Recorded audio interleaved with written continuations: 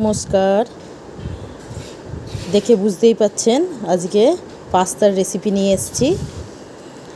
এর জন্য উপকরণ লাগবে গাজর কুচি, পেঁয়াজ কুচি, রসুন কুচি, চেরা কাঁচা লঙ্কা, টমেটো কুচি, ক্যাপসিকাম কুচি আর পাস্তা। প্রথমে পাস্তাটাকে আমি কড়াইয়ে জল দিয়ে সেদ্ধ করে নিয়েছি। তার মধ্যে 1 চামচ নুন দিয়ে দিয়েছিলাম।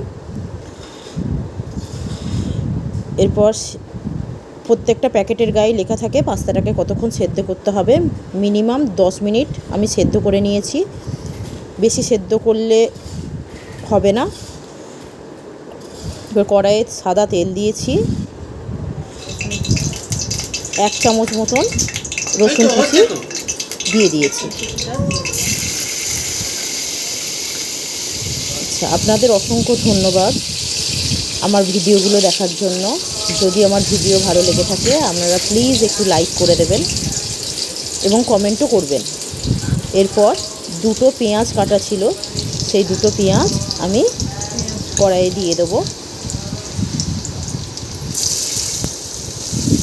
পাস্তাতে রসুন কুচি দিই কারণ রসুনের একটা ভালো ফ্লেভার আছে, সেই পাস্তার মধ্যে সেই ফ্লেভারটা খুব সুন্দর লাগে। এরপর রসুনটা আর পেঁয়াজটা একটু ভাজা ভাজা করে নেব।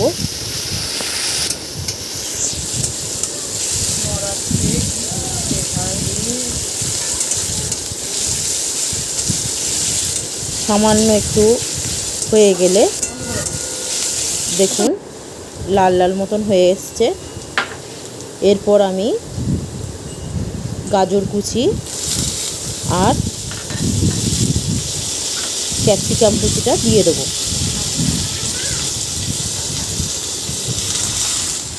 যেহেতু ক্যাপসিকাম আর গাজরটা কাঁচা, সেই জন্য 5 মিনিট মতন একটু হতে দেবো যাতে একটু নরম হয়ে আসে।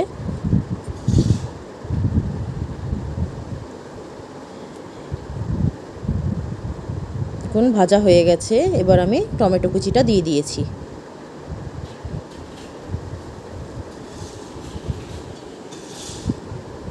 এরপর 4টে চেরা কাঁচা লঙ্কা দিয়ে দিয়েছি। খুব বেশি ঝাল দিইনি, আমার বাচ্চা খাবে তো।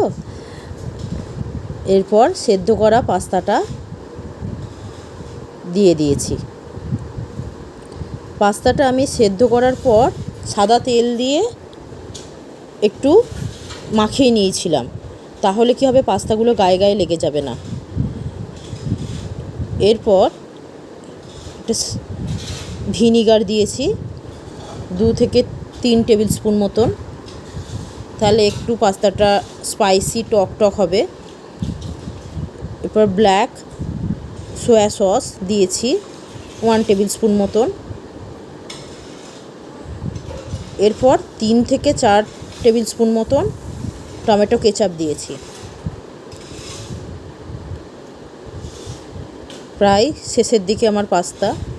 ভালো করে নাড়াচাড়া করে দেখুন কি সুন্দর কালার চলে এসছে। যেহেতু সসের মধ্যে নুন থাকে তাই নুনটা পরিমাণ মতন দিয়েছি। দেখুন প্রায় শেষের দিকে। এবার ব্ল্যাক পেপার দিয়ে দিয়েছি, ব্ল্যাক পেপার গুঁড়ো করা। এবার আলাদা একটা কড়াই বসিয়ে তাতে সর্ষের তেল দিয়ে 2টো ডিম আমি ভেজে রেখেছিলাম, দিয়ে পাস্তাটার ওপর দিয়ে ছড়িয়ে দিয়েছি। খুব সুন্দর টেস্ট আসে। আর বাচ্চাদের খেতে চায় না, তাই জন্য ডিমটাও যায়, পাস্তাটাও স্পাইসি বলে খেয়ে নেয়। আপনারা করে দেখবেন, খুব ভালো লাগবে। দেখুন পাস্তা রেডি হয়ে গেছে। ধন্যবাদ।